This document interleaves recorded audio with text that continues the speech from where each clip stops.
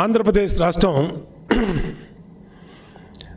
గత సంవత్సరం కాలంలో జగన్మోహన్ రెడ్డి పరిపాలనలో దేశంలోనే అభివృద్ధి తిరోగమనంలో ఉన్నటువంటి రాష్ట్రంలో ఆంధ్రప్రదేశ్ రాష్ట్రం నెంబర్ 1 స్థాయికి జగన్మోహన్ రెడ్డి పరిపాలనలో వచ్చింది. కరెక్ట్గా సంవత్సరం అయింది. మే 23 గత సంవత్సరంలో ఇదే తేదీన రిజల్ట్స్ వచ్చినాయి. ఈ సంవత్సరంలో ఏం సాధించారయ్యా ఈ రాష్ట్రంలో అంటే, రాష్ట్రంలో ఈ వర్గం ఆ వర్గం, ఈ కులం ఆ కులం ఆ మతం అని లేకుండా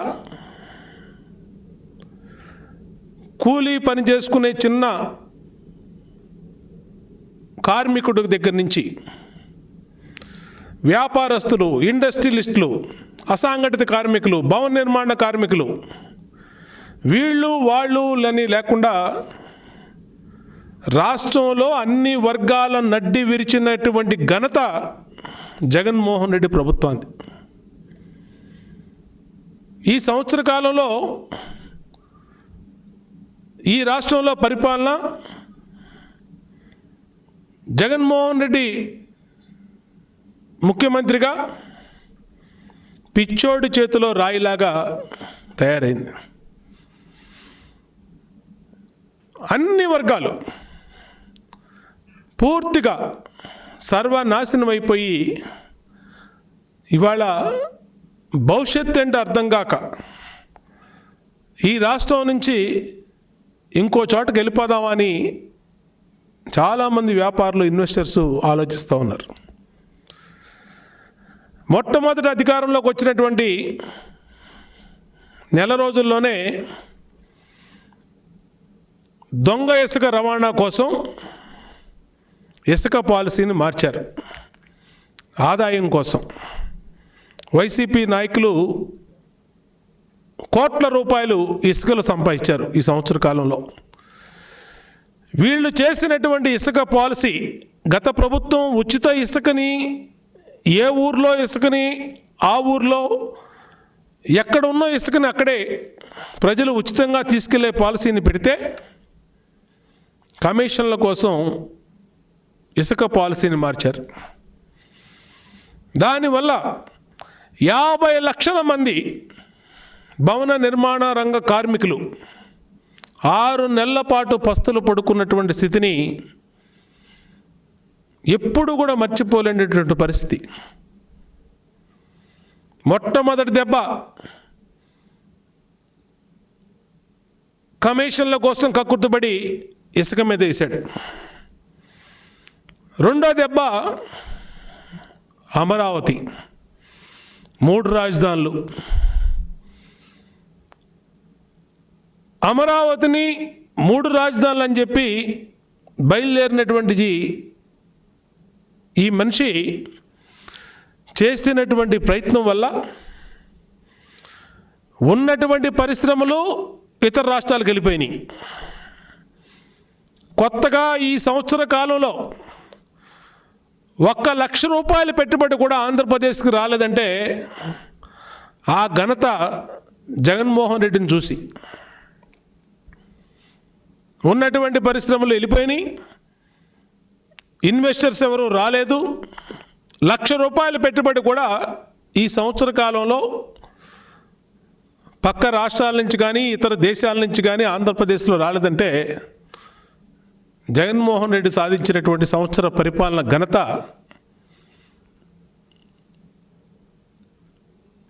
₹1 కూడా పెట్టుబడి రాల. ఇక సంక్షేమం అనేది ప్రజలు పూర్తిగా మర్చిపోయారు. ఎందుకంటే గతంలో జననం నుంచి మరణం దాకా ఆ రోజు చంద్రబాబు ముఖ్యమంత్రిగా పేదవాళ్ళకు అండగా ఉండేవాడు. బిడ్డ పుడితే ఎన్టీఆర్ కిట్ నుంచి 6,000 రూపాయలు గవర్నమెంట్ హాస్పిటల్లో ప్రసవించిన మహిళకి ఇవ్వటం కానించి, ఇంట్లో ఎవరన్నా చనిపోతే 2 లక్షల నుంచి 5 లక్షల వరకు చంద్రన్న బీమా ద్వారా ఇచ్చి ఆ కుటుంబాలకి అండగా ఉన్నటువంటి పరిపాలన చంద్రన్న పరిపాలన, చంద్రబాబు పరిపాలన. ఈ మహానుభావుడు వచ్చాడు, 5 రూపాయలకే భోజనం పెట్టి అన్నా క్యాంటీన్లు తీశాడు. గత సంవత్సరం కాలంలో ఈ రాష్ట్రంలో చనిపోయిన ఏ పేదవాడికి కూడా ₹1 కూడా ప్రభుత్వం నుంచి సహాయం అందల. చనిపోతే డబ్బులు వచ్చే 2 లక్షలు 5 లక్షలు వచ్చే చంద్రన్న బీమాని తీశాడు. పేదవాళ్ళ ఇంట్లో ఆడపిల్ల పెళ్ళైతే ₹1,00,000 ఇచ్చే పెళ్లి కానుక దాన్ని తీసేశాడు. పేదవాళ్ళ ఇంట్లో పిల్లలు చదువుకుంటే ₹2,000 నిరుద్యోగ భృతి దాన్ని తీసేశాడు. ప్రతి సంవత్సరం డ్వాక్రా మహిళలకు ఇచ్చే గ్రూపులకు ₹1,00,000 డబ్బులు దాన్ని తీసేశాడు. అన్ని పథకాలు తీసేసి ఆఖరికి కాపు కార్పొరేషను, బీసీ, ఎస్సీ, మైనార్టీ, బ్రాహ్మణం వీటిల్ని నిర్వీర్యం చేశాడు. నిర్వీర్యం చేయటమే కాకుండా ఎన్నికల్లో అయినా సందు తిరిగి పాదయాత్రలో కులానికి ఒక కార్పొరేషన్ పెట్టి ఆదుకుంటానన్నాడు. ఉన్నటువంటి కార్పొరేషన్లకే ₹1 కూడా నిధులు లేక మొత్తం నిర్వీర్యం అయిపోయినాయి. ఈయనకి ఎక్కడ కమిషన్లు వస్తే బీసీ కార్పొరేషన్ డబ్బులు తీసుకెళ్ళి కాంట్రాక్టులకు పేమెంట్ ఇస్తాడు, ఎందుకంటే కమిషన్లు వస్తాయి కాబట్టి.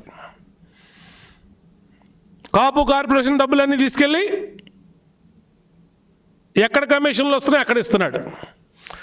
ఆఖరికి ఎస్సీ, ఎస్టీ, మైనార్టీ ఆ కార్పొరేషన్ల డబ్బులు కూడా మద్యం బిల్లులు కడతానికి, కాంట్రాక్టుల బిల్లులు కడతానికి, ఈయనకి ఎక్కడ ఆదాయం వస్తే అక్కడ కడతానికి దానికి వాడటం వల్ల ఇవాళ కార్పొరేషన్లన్నీ నిర్వీర్యం అయిపోయినాయి. అంతేకాదు ఇవాళే సాక్షి పేపరు పరిశ్రమలకి ప్రాణం,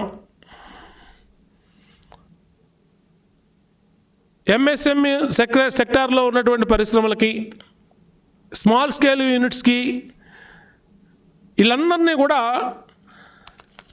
పెద్ద ఎత్తున గత ప్రభుత్వం ఇవ్వాల్సిన బాకీల్ని ₹450 కోట్ల విడుదలని చెప్పి పెద్ద భారీ న్యూస్ మెయిన్ పేజీలో, సొంత డబ్బా పేపర్ ఇది, జగన్మోహన్ రెడ్డి పేపరు. దీంట్లో 3 నెలలకు సంబంధించి కరెంటు ఫిక్స్డ్ ఛార్జీలు రద్దు. అసలు 3 నెలలు ఏ యూనిట్ అన్నా తెరిచారా? ఏ ఇండస్ట్రీ అన్నా తెరిచారా? 3 నెలలు నీ అసమర్థత వల్ల ఈ రాష్ట్రంలో పరిశ్రమలు, వ్యాపారులు, అసంఘటిత కార్మికులు అందరూ ఇళ్లలో పడుకొని ఉంటే నువ్వు దాని కరెంటు బిల్లు రద్దు చేస్తావు. అది పెద్ద ప్రకటన. గత ప్రభుత్వం ఇవ్వాల్సిన బాకీలు 450 కోట్లు విడుదల చేస్తున్నాం, మంచిదే. ఈ ప్రభుత్వానికి, ఈ సాక్షి పత్రికకి చెప్తా ఉన్నా, జగన్మోహన్ రెడ్డి వచ్చినాకో వైఎస్ఆర్ కాంగ్రెస్ పార్టీ వచ్చినాకో ఇండస్ట్రియల్ పాలసీ అనేది పుట్ల లేదు. ఇండస్ట్రీస్ పాలసీని, ఈ ఇన్సెంటివ్స్ ఎవరైతే పవర్ ఇన్సెంటివ్స్ కానీ, ఇండస్ట్రీస్కి వ్యాట్ కానీ, ల్యాండ్ కానీ, రిజిస్ట్రేషన్ మీద కానీ, ఈ ఇన్సెంటివ్స్ అన్నీ ఎప్పుడో ఉన్నాయి. గతంలో మేము అధికారంలోకి వచ్చినాక 2014-19 మధ్య ఇదిగో జీవో ఇచ్చాం.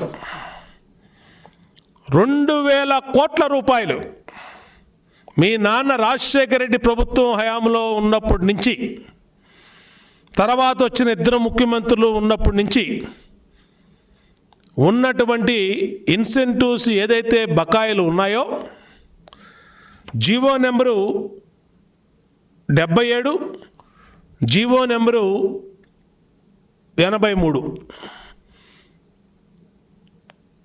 ఈ 2 జీవోల ద్వారా 2000 కోట్ల రూపాయలు ఇన్సెంటివ్స్ని మేము ఇవ్వటం జరిగింది. ఇదేమి నువ్వు కొత్తగా కనుక్కుంది కాదు. ఎప్పటి నుంచో 16,500 కోట్ల లోటు బడ్జెట్లో 2014లో ఈ రాష్ట్రం కొత్తగా ఏర్పడినాక గత ముఖ్యమంత్రులు, సమైక్య రాష్ట్రంలో ఉన్నటువంటి ముఖ్యమంత్రులు పెట్టినటువంటి బకాయిలు, క్యారీ ఫార్వర్డ్ అంటారు దాన్ని 2000 కోట్ల రూపాయలు మేము ఇచ్చాం జగన్మోహన్ రెడ్డి. ఇదేమి నువ్వు ప్రత్యేకంగా కనుక్కుంది కాదు, సొంత డబ్బాలు కట్టుకోవద్దని కూడా మేము తెలియజేస్తా ఉన్నాం. ఇదేదో పరిశ్రమలు ఉద్ధరించినట్టు నువ్వు, ఈ పరిశ్రమలకి నువ్వే జీవం పోసినట్టు, లేకపోతే ఈ పరిశ్రమలు లేనట్టు, లేదా నువ్వు వచ్చినాకే ఈ సంవత్సర కాలంలో ఈ పరిశ్రమలన్నీ మొదలుపెట్టినట్టు సొంత డబ్బాలు కొట్టుకోవద్దు. దీని మీద చర్చకు సిద్ధమా? నువ్వు చెప్పినటువంటి నీ వార్తలు, మోసపూరిత అబద్ధపు వార్తలు రాసినటువంటి ఈ వార్తల మీద, మేమిచ్చినటువంటి జీవో మీద చర్చకు సిద్ధమా? 2000 కోట్ల రూపాయలు గత ప్రభుత్వాలు, గత ముఖ్యమంత్రులు ఇవ్వాల్సిన బాకీల్ని మేము ఎన్నో సమస్యలు, ఇబ్బందులు, కష్టాలు ఉన్నా 2000 కోట్లు ఇచ్చాం. కియా లాంటి పరిశ్రమలు, సుజుకి లాంటి పరిశ్రమలు, ఎన్నో పరిశ్రమలు ఆ రోజు చంద్రబాబు కృషి వల్ల ఈ రాష్ట్రంలో పెట్టినాయి. నువ్వు వచ్చావు, చిన్న మోటార్ సైకిల్ మెకానిక్ షాప్ కూడా పెట్టలే ఎక్కడ రాష్ట్రంలో. చిన్న సైకిల్ పంచర్ షాపులు వేసి సైకిల్ షాప్ కూడా పెట్టలా. ఆంధ్రప్రదేశ్ అంటేనే భయపడిపోయే పరిస్థితి ఈ సంవత్సర కాలంలో నువ్వు చేసినటువంటి పరిపాలన వల్ల. రాజధాని ఎక్కడో తెలీదు, కొంచెంసేపు అక్కడ అంటావు, కొంచెంసేపు ఇక్కడ అంటావు, కొంచెంసేపు కర్నూలు అంటావు, వైజాగ్ అంటావు. నువ్వు చేసినటువంటి నీ అసమర్థ పరిపాలన వల్ల ఈ సంవత్సర కాలంలో ఆంధ్రప్రదేశ్ వైపు చూడాలంటేనే భయపడిపోయే పరిస్థితి. అంతేకాదు, ప్రజల్లోకి వెళ్దాం.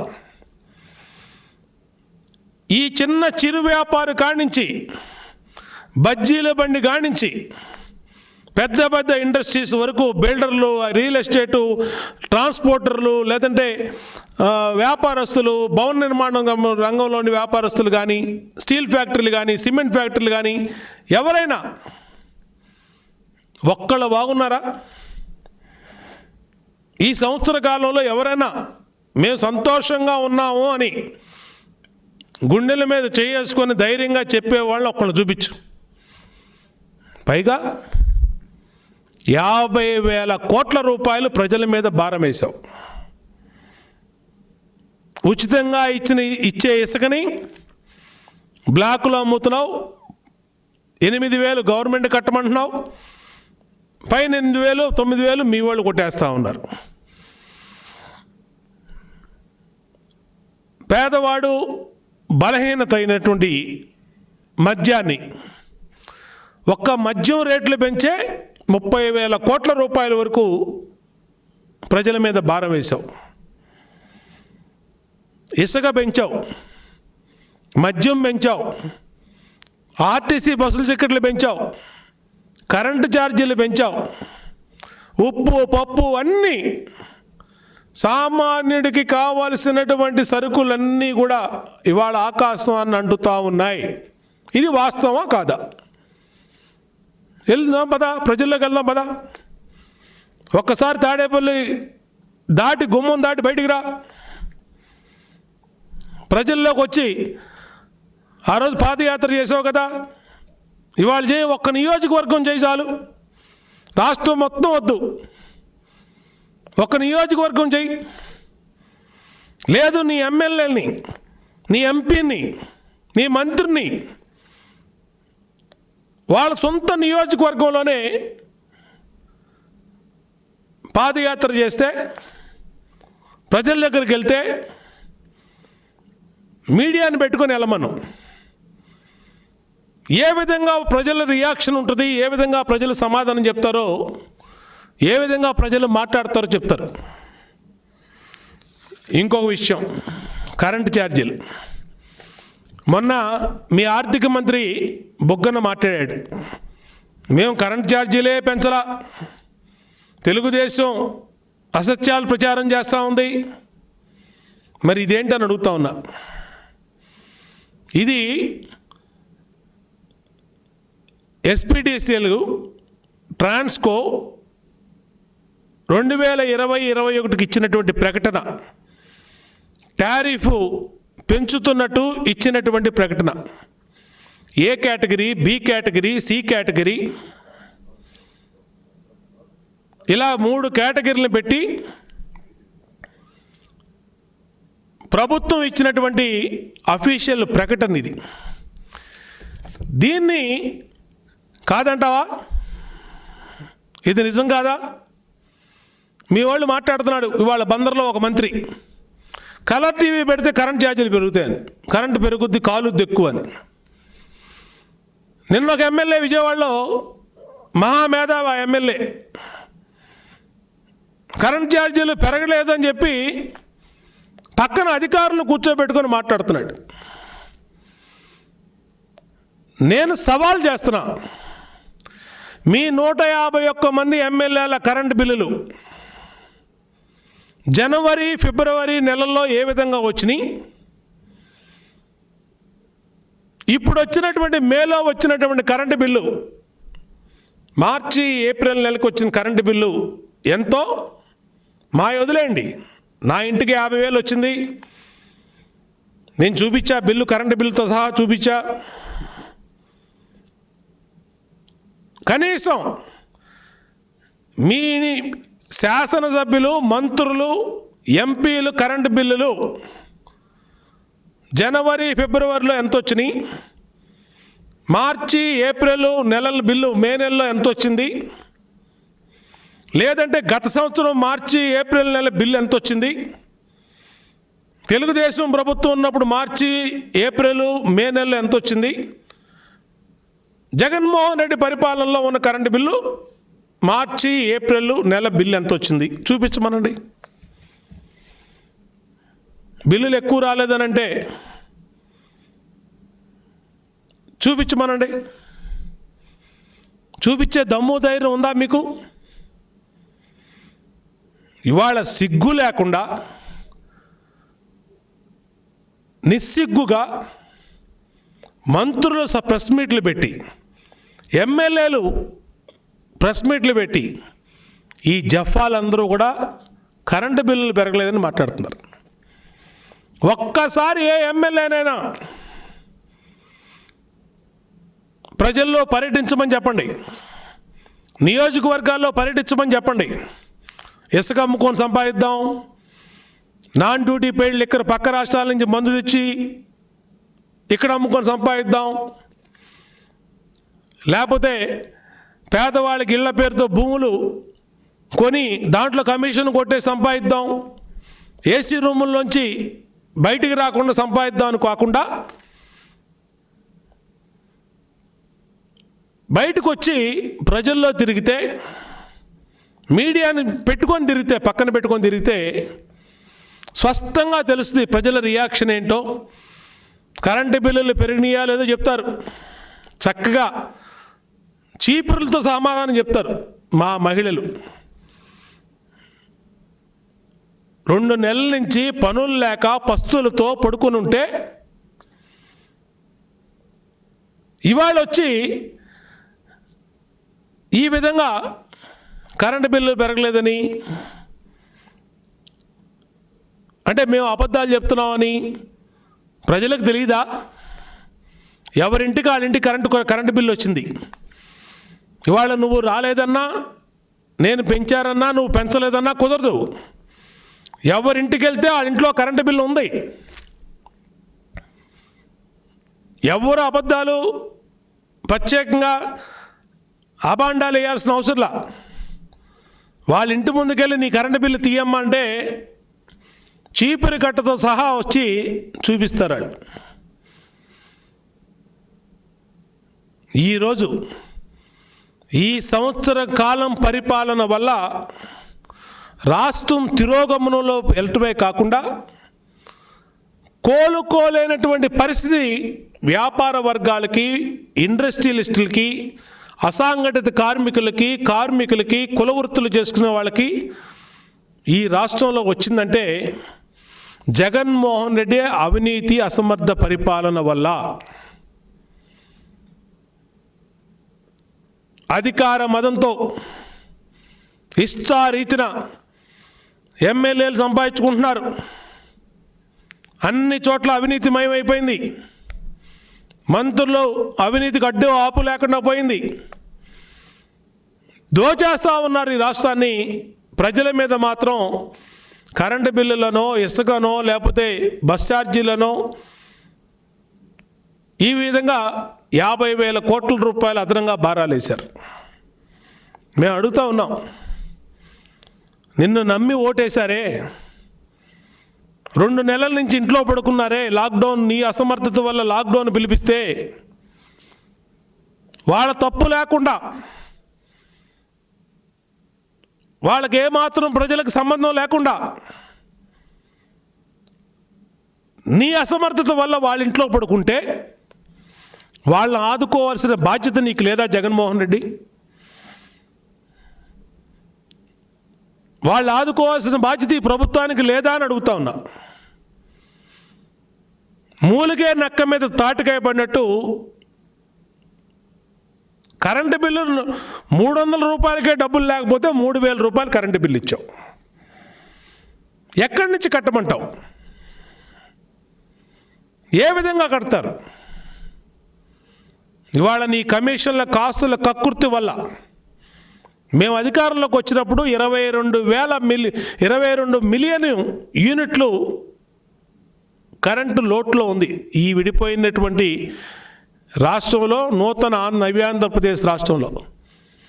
కానీ ₹1 కరెంటు పెంచలా.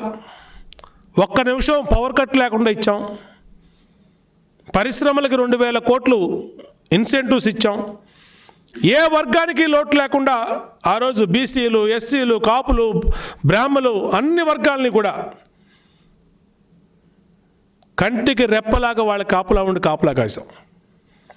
ఈ సంవత్సర కాలంలో ఒక్క వర్గం నీ పక్కన తిరిగి ఆ 10 మంది రెడ్లు తప్పితే ఎవరన్నా బాగుపడ్డారా అని అడుగుతా ఉన్నా. ఏ వర్గమైనా ఈ రాష్ట్రంలో ఏ సామాజిక వర్గమైనా ముందుకెళ్ళిందా? ఏ సామాజిక వర్గమైనా అభివృద్ధి చెందిందా? ఏ వ్యాపారమైనా, ఏ ఇండస్ట్రియలిస్టులైనా, ఎవరైనా సరే బాగుపడ్డారా? రాష్ట్రం మొత్తం పూర్తిగా తిరోగమనంలో వెళ్ళిపోయింది. ఇప్పటికైనా డిమాండ్ చేస్తూ ఉన్నాం, ఈ పెంచిన కరెంటు బిల్లుల్ని 2 నెలలు ఏదైతే మీరు ప్రజల మీద భారం వేసి ఇచ్చారో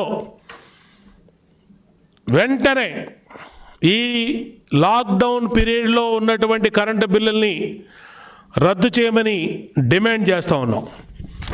అంతేకాదు ఇండస్ట్రీస్కి స్మాల్ స్కేల్ ఇండస్ట్రీస్ కానీ, మీడియం స్కేల్ ఇండస్ట్రీస్ కానీ, లార్జ్ స్కేల్ ఇండస్ట్రీస్ కానీ సొంత డబ్బా కొట్టుకోకుండా సరైనటువంటి ప్రోత్సాహాలు ఇచ్చి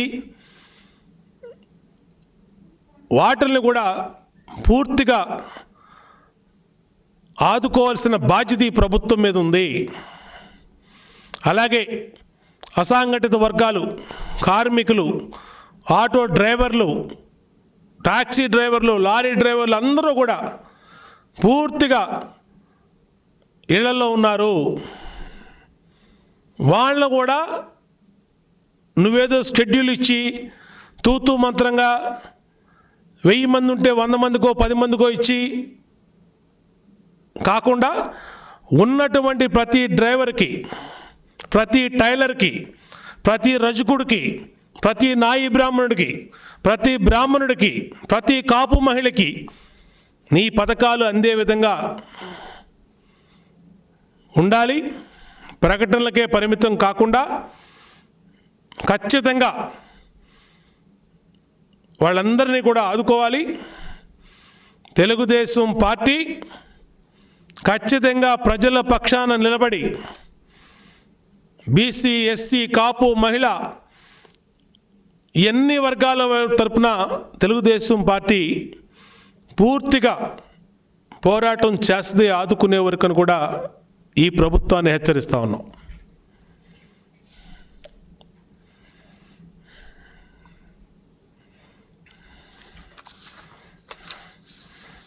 ఫోటో తీసుకుంటా.